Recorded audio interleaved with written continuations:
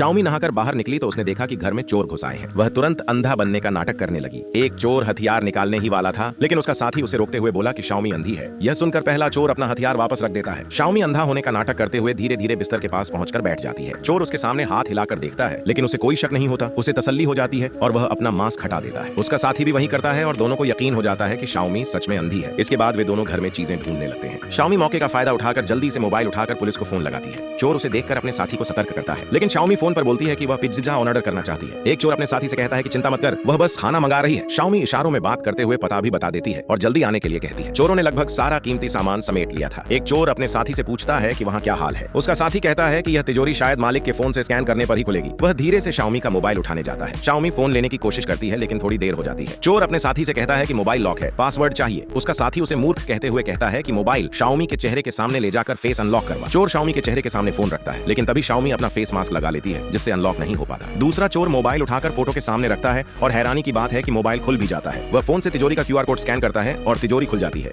दूसरा चोर अंदर भरे पैसे देखकर खुशी से झूम उठता है। दोनों मिलकर पैसे समेटने लगते हैं। शाओमी को लगता है कि अब वे पैसे लेकर भागने ही वाले हैं, तो वह समय खींचने के लिए स्त्री सौंदर्य का उपयोग करती है। वह उठती है और अपना टॉवेल हटा देती है, जिससे दोनों चोर उसका दीवाना हो जाते हैं और उनके हाथ रुक जाते हैं। शाओमी बाथरूम की ओर बढ़ती है और एक चोर उसके पीछे पीछे जाने लगता है। उसका साथी उसे रोकने की कोशिश करता है और कहता है कि अब निकल जाना चाहिए, लेकिन वह उसकी बात नहीं मानता और शाओमी के पीछे बाथरूम चला जाता है।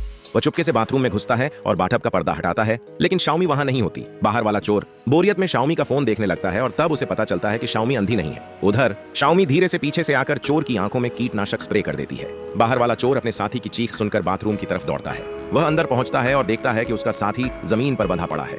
वह उसे बचाने की कोशिश करता है, लेकिन उसी समय शाओमी बाहर भागकर दरवाजा बंद कर देती है। अब वे दोनों चोर अंदर फंस जाते हैं और पुलिस के आने तक इंतजार करना पड़ता है।